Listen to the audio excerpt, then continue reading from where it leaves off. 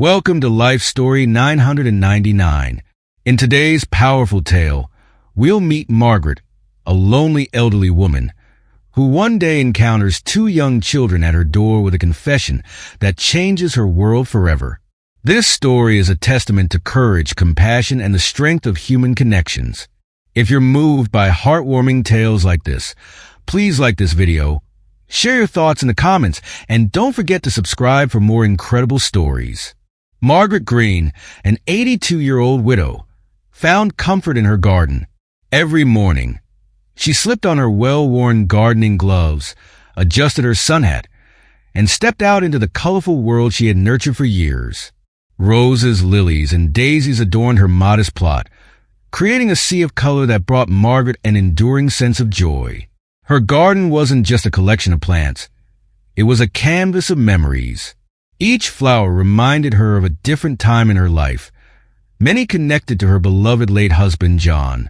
Together, they had planted the first rose bush on their 5th anniversary. She could still remember his smile, his strong hands guiding hers as they worked the earth, his laughter filling the air as they admired their handiwork. Now, the garden was a place of solace, a refuge where she felt John's presence, even in his absence. The neighborhood had changed dramatically since Margaret and John first moved in, decades ago. What had once been a lively, bustling community with children playing in the streets, neighbors chatting over fences, and the aroma of barbecues wafting through the air, had gradually faded into a much quieter version of itself. The children grew up, families moved away, and new people, who kept to themselves, moved in. The voices that once echoed down the street were replaced by silence, interrupted only by the occasional hum of a passing car or the distant bark of a dog. Margaret was one of the last original residents left, and with each passing year, the loneliness seemed to creep in a little deeper. Her garden was her escape from that solitude, a place where life still flourished, where she could lose herself in the care and nurturing of her flowers. It was on one such morning, as she carefully pruned the roses, that Margaret noticed something unusual, the low rumble of a truck approaching. She looked up, squinting in the bright sunlight, and saw a large moving truck making its way down the street. Her heart gave a small flutter of excitement and curiosity. It was rare to see any kind of activity on her quiet road these days, and the sight of a moving truck was almost a spectacle. Slowly, it came to a stop in front of the vacant house next door. Margaret's eyes widened in interest. That house had been empty for months, with its forlorn for sale signs swaying in the wind, a constant reminder of the changes her street had undergone. Could it be? New neighbors? Margaret set down her pruning shears and wiped her brow, her eyes never leaving the truck. She watched as the driver climbed down, followed by a young woman who appeared to be in her early 30s. The woman was dressed in a bright sundress, her face a mix of excitement and nervousness. Following close behind her were two little girls, twins by the looks of them, with curly hair bouncing as they hopped out of the truck. Margaret felt a pang of hope as she watched the girls. Their laughter carried across the yard, breaking the silence that had hung over the street for so long. She hadn't heard children's laughter on this block in years, and the sound made her smile. Margaret found herself wondering what these new neighbors would be like. Would they be friendly? Would the young woman come by to introduce herself? Perhaps Margaret could bake something, cookies maybe, or a pie, as a welcome gift. It had been so long since she'd had a reason to bake for someone. She could already imagine showing the little girls her garden, pointing out her favorite flowers, maybe even letting them pick a few to take home. The thought filled her with a warmth she hadn't felt in a long time. As she watched, the young woman and the girls began unloading a few boxes, and Margaret's excitement grew. She decided not to approach just yet. They were probably tired from the move and would need some time to settle in. Instead, she returned to her roses, though her mind was no longer on her gardening. She kept glancing over at the house, her curiosity getting the better of her. The moving truck was not packed full, and it struck Margaret as odd that they seemed to have so little with them. No large furniture, no beds or sofas, just a few small boxes and suitcases. She frowned slightly, her mind buzzing with questions. Perhaps they were starting over, or maybe they were waiting for more items to arrive later. As the afternoon sun climbed higher in the sky, Margaret continued tending to her flowers, but her thoughts were with the new family next door. She hoped they would be friendly, hoped they might bring some life back to the street that had grown so quiet over the years. More than anything, she hoped they would be the kind of neighbors who would stop by for a chat, who would wave to her from their front yard, who would bring a little bit of warmth back to the community. Margaret knew she was getting ahead of herself, but she couldn't help it. The sight of those two little girls, their laughter ringing out across the lawn, had awoken something in her, a longing for connection, for the kind of community she used to know. She looked up one last time as the young woman gathered the twins and led them inside. Margaret sighed, a soft smile playing on her lips. Maybe this was the beginning of something new, something that would bring a little more joy, a little more light into her life. With that hopeful thought, she picked up her pruning shears once more, turning back to her garden, her heart a little lighter than it had been that morning. Margaret stood at her window, watching intently as the moving truck rumbled to a stop next door. Her new neighbors were finally here, and she felt a mix of curiosity and anticipation. The young woman who stepped out of the truck was Linda, as Margaret would later learn. She was dressed casually, her face glowing with a blend of excitement and exhaustion. Following her were two little girls, Emily and Sarah, each holding a small stuffed animal and wearing matching sundresses that fluttered in the breeze. The girls looked around with wide eyes, taking in their new surroundings. Margaret smiled, feeling a flicker of something she hadn't felt in a long time. Hope, the presence of children on the street again, with their innocent curiosity and laughter, filled her with a sense of renewal. She watched as Linda directed the movers, her daughter staying close by her side, clearly hesitant but intrigued by their new home. Margaret could sense that they were a family starting anew, and she wondered what had brought them here, what their story was. After a while, Margaret decided to head outside under the pretense of tending to her garden. She clipped a few rose stems, all the while sneaking glances toward the new arrivals. At one point, Linda looked up and their eyes met. Linda gave a warm smile, and Margaret, startled for a second, quickly returned it, raising her hand in a small wave. Linda waved back, her smile widening, and in that brief exchange, Margaret felt an unexpected surge of warmth. "Hello," Margaret called, her voice barely loud enough to carry over the noise of the movers. Linda nodded and mouthed, "Hi," before returning to help one of her daughters who was struggling with a small box. Margaret decided that was enough for now. She didn't want to intrude. Moving day was always hectic, and she knew they'd need time to settle in. As the day wore on, Margaret kept herself busy, but her thoughts kept drifting back to her new neighbors.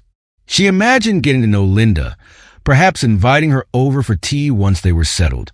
She thought of Emily and Sarah, and how they might enjoy her garden, maybe even help her with some planting. The thought of having company, of not being alone so often, filled Margaret with hope. It had been years since she had anyone nearby to talk to share stories with. And maybe these new neighbors could change that. Margaret watched from her porch as the sun began to set, and the moving truck finally pulled away.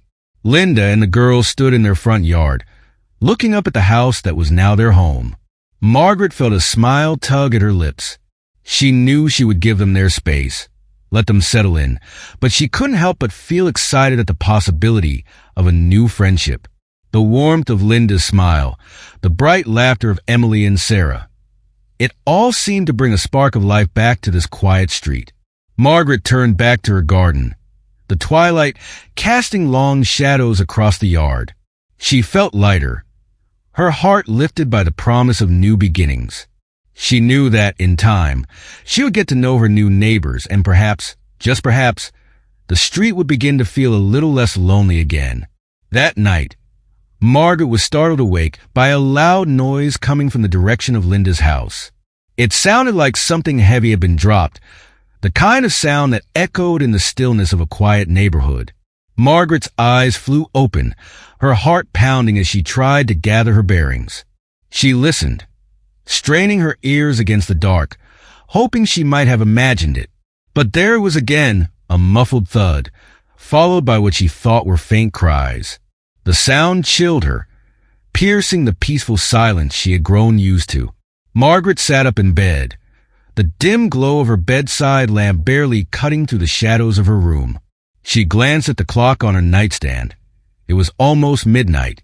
The street outside was dark, the lights in her neighbors' houses extinguished, and the quiet stillness felt almost unnatural. Something wasn't right, she thought. The noise and the cries, they weren't just her imagination. Her first instinct was to rush over to Linda's house, to see if everything was okay. But doubt quickly crept in. What if it was nothing? What if she was mistaken, and she made herself out to be a nosy old woman, intruding where she wasn't wanted? Margaret shifted uneasily, her gaze fixed on the window across the room. She could see the silhouette of Linda's house through the curtains, dark and still, the windows devoid of light. There was no movement, no indication that anything was wrong, yet the feeling of unease gnawed at her. What if someone was hurt? What if the girls were in trouble? She could still hear, in her mind, the faint sound of what she thought were cries, and the worry twisted her insides. She imagined the two little girls, Emily and Sarah, and the thought of anything happening to them filled her with dread. Margaret swung her legs over the side of the bed, her feet touching the cold floor. She stood there for a moment, her hands trembling slightly as she considered her options. She could call the police, but what would she say? That she heard a strange noise? It sounded flimsy, even to her own ears. What if it was just the chaos of moving in, something falling over, the girls upset about the change? She didn't want to cause a scene over nothing. Still, the unease persisted, an instinct she couldn't shake. Margaret made her way to the window, drawing back the curtain just enough to peer outside. Linda's house was shrouded in darkness, as though it were holding its breath. Minutes ticked by, each one feeling longer than the last. Margaret kept her vigil at the window, her eyes scanning for any sign of movement. The wind rustled the leaves in the yard, and the distant sound of a car engine broke the silence for a moment before fading away. She let out a breath she hadn't realized she was holding, her body tense with indecision. She didn't want to overstep her boundaries, but she also couldn't ignore the gnawing feeling that something was wrong. What if Linda needed help? What if the girls were scared? The questions tumbled over one another in her mind, leaving her feeling helpless. Eventually, Margaret decided against going over. She rationalized that it was late, and Linda and her family were likely exhausted from the move. The noise could easily be something benign, and she didn't want to start off on the wrong foot by barging in uninvited in the middle of the night. She tried to tell herself that if something were truly wrong, she'd hear more noises, more cries, some kind of distress that was unmistakable. But deep down, it felt like a hollow justification. The image of the twins' wide eyes, their innocence and vulnerability, lingered in her mind, and she swallowed against the lump forming in her throat. Margaret returned to her bed, pulling the covers up around her shoulders, though the warmth did little to ease her worry. She lay there, staring at the ceiling, her thoughts swirling. She listened for any further sounds, her ears straining against the silence. But the house next door remained quiet, and eventually, exhaustion began to pull at her. Margaret closed her eyes, telling herself she would check on Linda and the girls in the morning, that she would find some excuse to go over, maybe take some cookies or flowers as a friendly gesture, just to make sure everything was all right. She hoped she was overthinking things, that the unsettling feeling in her gut was simply a product of her imagination. Sleep came in fits and starts, her dreams filled with images of shadows moving through Linda's darkened house, of the twins' frightened faces peeking out from behind closed doors. When morning finally arrived, the first light filtering through her curtains, Margaret sat up, her body weary but her resolve stronger. Today, she would find a way to check in on her new neighbors. The unease of the night lingered, but now, in the daylight, she felt more certain. She couldn't ignore it any longer. If something was wrong, she needed to know. And if nothing was amiss, at least she would have shown a kindness to a family that might need it. Margaret got up, her heart still heavy, but her steps more purposeful. She had always trusted her instincts, and today would be no different. As she dressed and made her way downstairs, she resolved to reach out, to make sure the laughter she had heard just a day before could continue without fear. Whatever had happened in the dark of night, Margaret knew she would face it one way or another. The next morning, Margaret awoke with a sense of determination. She decided that the best way to ease her mind and reach out to her new neighbors was through a simple gesture of kindness. She spent the early hours baking a warm, fragrant cake, the familiar task calming her nerves. As the smell of vanilla filled her small kitchen, Margaret felt her confidence grow. Once the cake was ready, she placed it in a covered dish, tied it with a neat ribbon, and headed over to Linda's house. When Margaret approached the front door, she felt a mix of hope and trepidation. She took a deep breath and knocked firmly, listening to the muffled sounds of movement from inside. After a moment, the door opened slightly, and a man she had never seen before stood there, his expression wary. He was tall, with a stern face that looked as if it had forgotten how to smile. Margaret hesitated for a second before offering her friendliest smile. "Hello, I'm Margaret, your neighbor from next door," she said, her voice gentle. "I thought I'd bring over a cake to welcome you." The man's eyes narrowed slightly, and he barely opened the door further. "Thanks," he said curtly, not reaching out to take the dish. Margaret felt her smile falter slightly, but she kept her tone light. "Are Linda and the girls here?" "I'd love to meet them," she added. The man, who she presumed must be Linda's husband, shifted his stance, blocking her view inside. "They're busy right now," he replied, his voice clipped. Margaret nodded, her unease growing. From behind the man, she could hear the faint sound of children, laughter mixed with what almost sounded like whining or crying. She tried to peer past him, but his stance made it clear that she wasn't welcome to look further. "I understand," she said, trying to hide her discomfort. "Well, I hope you enjoy the cake. If there's anything you need, please don't hesitate to ask."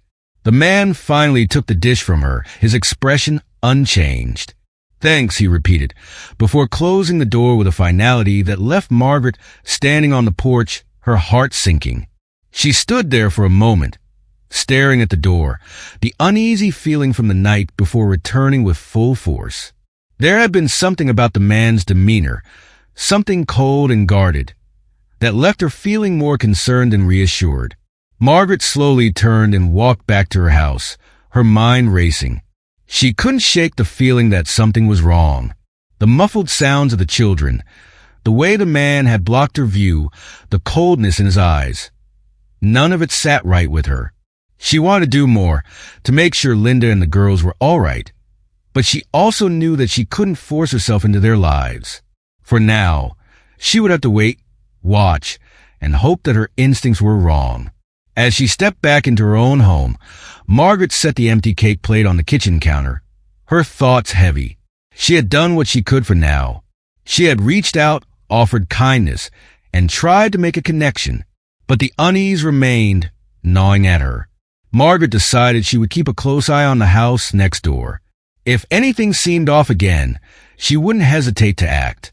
For now, though, she would give them space, just as she had planned, but she would not ignore her instincts. Days later, Margaret was tending to her garden, her hands working through the soil as the sun warmed her back. The flowers were blooming beautifully, their vibrant colors a stark contrast to the uneasy thoughts that had lingered in her mind since her last visit to Linda's house. She couldn't shake the feeling that something wasn't right. Her eyes often drifted towards the house next door, looking for any sign of activity, anything that might put her mind at ease. It was during one of these moments that she saw them, Emily and Sarah, the two little girls, slowly making their way towards her. Margaret straightened, brushing her hands against her apron as the twins approached.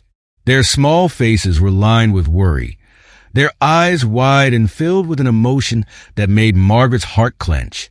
Fear. She crouched down to their level, her voice soft and comforting as she greeted them. "Hello, dears. What brings you over? Is everything all right? She asked, trying to keep her own worry from seeping into her tone. The girls glanced at each other, as if seeking the courage to speak. Finally, Emily, the braver of the two, stepped forward. Her voice was barely above a whisper, trembling as she spoke. It's Tom. He's been mean to us, she confessed, her eyes welling up with tears. Sarah nodded beside her, her fingers clutching tightly to her sister's sleeve. Margaret felt her heart break a little at the sight of their distress. She reached out, gently placing a hand on Emily's shoulder, her own eyes softening with concern. What do you mean, sweetheart? Margaret asked, her voice as gentle as she could manage. Emily bit her lip, her gaze dropping to the ground. He yells a lot, she said. And sometimes he hurts Mommy. He says we're bad when we cry. Sarah nodded again, tears spilling down her cheeks. Margaret's heart twisted painfully. The girl's words confirmed her worst fears. She had known something was wrong, but hearing it from the children themselves made it all the more real, all the more urgent. Margaret took a deep breath, trying to steady herself. She couldn't let her own fears show, not now, not when these little girls needed her to be strong. I'm so sorry, my loves, she said, pulling them gently into a hug. You're not bad. You're good girls, both of you, and none of this is your fault. She held them close, feeling their small bodies trembling against her. She knew she had to do something. She couldn't just stand by, not when these innocent children were suffering. After a few moments, Margaret pulled back, looking into their eyes. Listen to me, she said, her voice firm but kind. I'm going to help you. I promise. But for now, I need you to be brave, okay? Can you do that for me? Emily and Sarah nodded, their eyes still wet but filled with a glimmer of hope. Margaret smiled at them, though her heart felt heavy. She had to be careful.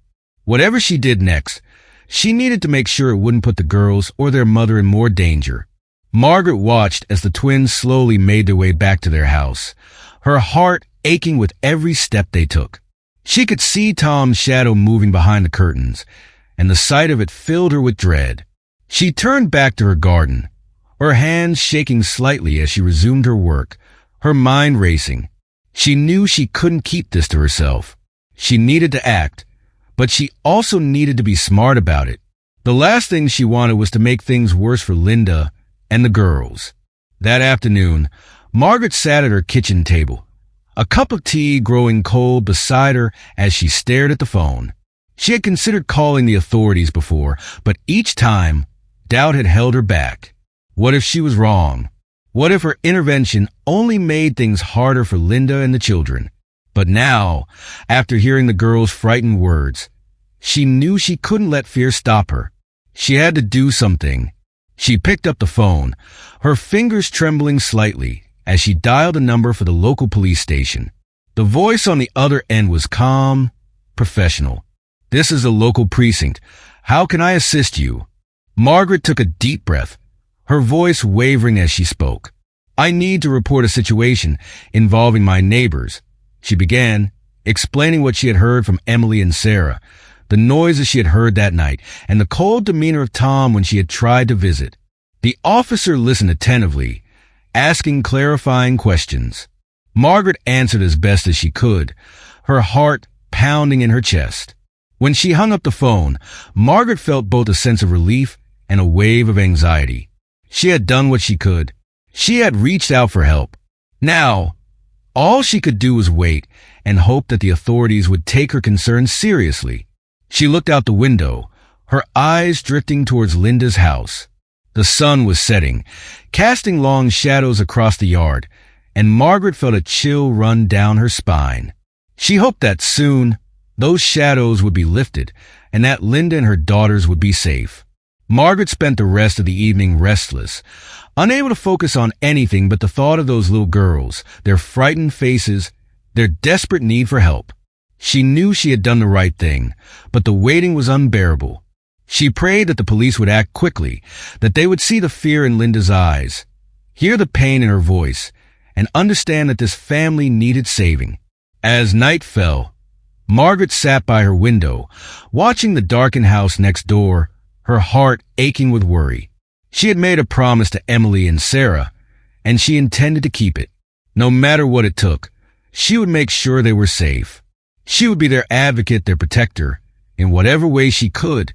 And as the first stars began to appear in the night sky, Margaret knew one thing for certain.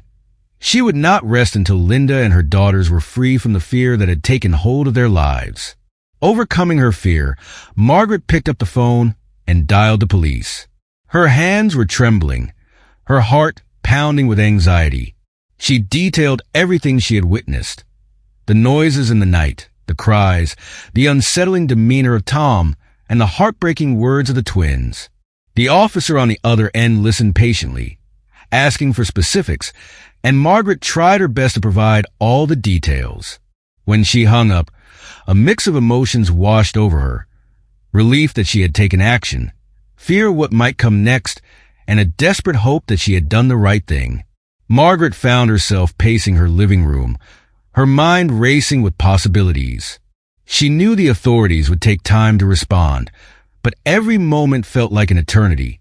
She looked out her window, her eyes fixed on Linda's house, her thoughts consumed by worry for the two little girls and their mother. She prayed silently that her call would bring them the help they needed. The minutes felt like hours as she waited, her eyes darting between the phone and the window, her ears straining to hear any sound from next door. Suddenly, the distant wail of a siren broke through the stillness of the afternoon, and Margaret's breath caught in her throat. She rushed to the window, her eyes wide as she watched the police car pull up in front of Linda's house. Two officers stepped out, their expressions serious, and Margaret's heart pounded in her chest. She felt a rush of adrenaline as she watched them walk up to the front door. One of the officers knocked firmly, while the other stood slightly back, scanning the area. Margaret held her breath, her hands gripping the windowsill so tightly that her knuckles turned white. She saw the door open and Tom appeared, his expression dark and guarded. He spoke with the officers, his body language defensive. Margaret couldn't hear what was being said, but she could see the tension in the way Tom stood, the way he gestured with his hands. The officers remained calm, their faces unreadable as they listened to whatever Tom was saying. Margaret's heart ached with worry for Linda and the girls. Were they safe? Were they even in the house? She strained her eyes, hoping for a glimpse of the twins, but the door remained only partially open, blocking her view.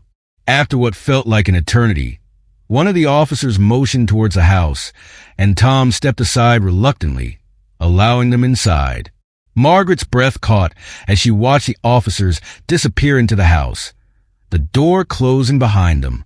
She felt a pang of fear, her imagination running wild with thoughts of what might be happening inside. She wished she could do more, wished she could be there to protect those little girls, but she knew she had to trust that the officers would do their job. Margaret continued to watch from her window, her heart pounding with every passing second. The street was quiet, the only sound the faint rustle of leaves in the breeze. Time seemed to stretch on endlessly as she waited, her eyes never leaving Linda's house. Finally, after what felt like an eternity, the door opened again. One of the officers stepped out, followed by Linda. Margaret could see the fear etched on Linda's face, her eyes red as though she had been crying. The officer spoke to her gently, and Margaret's heart swelled with a mixture of hope and fear. She saw Linda nod, her shoulders slumping as if a great weight had been lifted from them. The next moment, Margaret's gaze shifted, and she saw Emily and Sarah being led out by the other officer. The girls looked scared, their small hands clutching each other tightly. Margaret's eyes filled with tears as she watched them. They were safe, at least for now. She could see the officers speaking softly to them, trying to reassure them. Margaret felt her heart swell with a fierce protectiveness.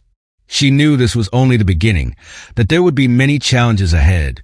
But seeing the officers there, seeing Linda and the girls out of the house, gave her hope. As the police car pulled away, taking Linda and the twins to a safer place, Margaret finally allowed herself to breathe. She sank into her chair, her hands still trembling, tears streaming down her face. She had done it. She had taken action, and for now, the family was out of harm's way. She knew there would be more to come, more questions, more fear, and hopefully more hope. But in that moment, as the sun began to set, casting a golden glow over the quiet street, Margaret felt a sense of peace. She had done what she could, and she would continue to be there for Linda and the girls, whatever it took. Margaret stood by her window, her eyes fixed on Linda's front door as it opened. Finally, Linda and the twins, Emily and Sarah, stepped out, their faces a mix of relief and lingering tension. The girls clung tightly to their mother, their eyes wide, as if unsure of what would happen next. Margaret felt her heart swell with a bittersweet mixture of emotions. Joy that they were out of the house, yet sorrow for all they must have endured to reach this point. The officer spoke quietly with Linda, their expressions gentle, and Margaret watched as Linda's shoulders began to relax, her guarded posture softening. She could see the exhaustion on Linda's face, her eyes red and her lips trembling as she spoke. Margaret wished she could hear their conversation, but she could imagine the weight of the words Linda was sharing. There was something almost palpable about the way she stood, as though a burden too heavy to carry alone was finally being lifted. Margaret knew it wasn't easy for Linda to open up, especially in front of strangers, but she was doing it for her daughters, for the hope of a better future. Linda's voice, though soft, carried the raw weight of her story. Margaret could see the tears that streamed down her cheeks, the way her body seemed to shudder as she spoke of the trauma they had faced. Tom's control, his cruelty, the constant fear that had gripped them all. It was all being brought into the open now. Margaret felt tears fill her own eyes as she watched. She had always suspected something was wrong, but hearing the truth, even from a distance, made her heart ache deeply for the family. Emily and Sarah stayed close to their mother, their small hands clutching at her clothing, their eyes wide and wary. Margaret longed to rush over, to offer comfort, but she stayed where she was, knowing the police needed space to do their job. The officer speaking with Linda nodded, taking notes, while his partner crouched down to speak to the girls, offering them reassuring smiles. Margaret could see the way Emily and Sarah responded, their tense little bodies gradually easing, the fear in their eyes giving way to something softer, perhaps trust, or maybe just hope. Margaret's gaze followed them as the officers led Linda and the twins towards the waiting police car. She could see Linda hesitate, looking back at the house, her face a mixture of pain and resolve. Margaret knew that leaving wouldn't be easy. Even though it was a house filled with bad memories, it had also been their home. But as Linda turned away, her eyes set on her daughters, Margaret could see a new determination in her face. This was their chance at a new beginning, a chance to finally break free from the grip of fear. As the police car drove away, Margaret felt a wave of emotions crash over her. She was relieved, yet saddened by the harsh reality of what Linda and the girls had endured. But above all, she felt hopeful. She had made a difference. She had helped them take the first step towards freedom, towards a life without fear. And as she stood there, watching until the car disappeared from view, Margaret whispered a silent promise to herself, that she would continue to be there for Linda and the girls, however they needed her, for as long as they needed her. After Tom was taken into custody, Margaret decided to extend a hand of friendship to Linda and her daughters. She invited them over to her house, hoping to provide a safe and comforting space for them to begin their healing journey. At first, Linda was hesitant, her trust fractured by years of fear and control. But Margaret's warmth and gentle persistence gradually broke down those walls. The twins, Emily and Sarah, were quiet, their eyes still shadowed by the trauma they had faced, but they too began to open up, drawn by the kindness Margaret showed them. Margaret's small home, which had felt empty for so long, was soon filled with the sounds of life once again. The twins' laughter, tentative at first, soon became a regular part of the household. They loved Margaret's garden, spending hours among the flowers, helping her water the plants, and giggling as they chased butterflies across the yard. Margaret watched them with a heart full of love, grateful that her once quiet home was now a place of joy and healing. Linda, too, began to change. The weight on her shoulders seemed to lighten with each passing day. She started to join Margaret for tea in the afternoons, sharing stories and slowly rebuilding her sense of self. Margaret listened without judgment, offering comfort when Linda needed it and space when she needed to process her thoughts. The bond between them grew, forged through shared moments of vulnerability and trust. Linda's confidence, once shattered, began to return. She started to smile more, her eyes brightening with hope for the future. Margaret became like a grandmother to Emily and Sarah, her heart swelling with affection each time they ran to her with a new drawing or a story they wanted to share. She taught them how to bake cookies, their laughter filling the kitchen as flour dusted their noses and hands.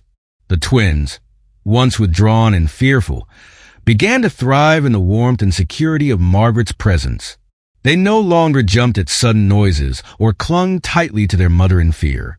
Instead, they played, they laughed, and they began to believe in the goodness of the world once more.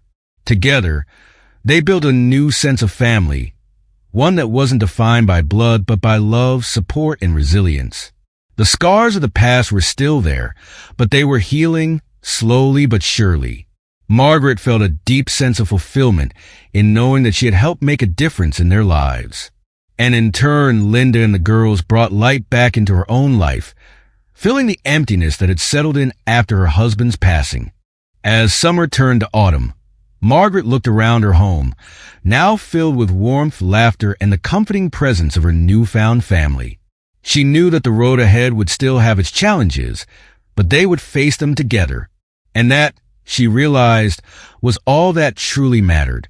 They had each other, and they had a new beginning, a chance to build something beautiful out of the ashes of what had once been.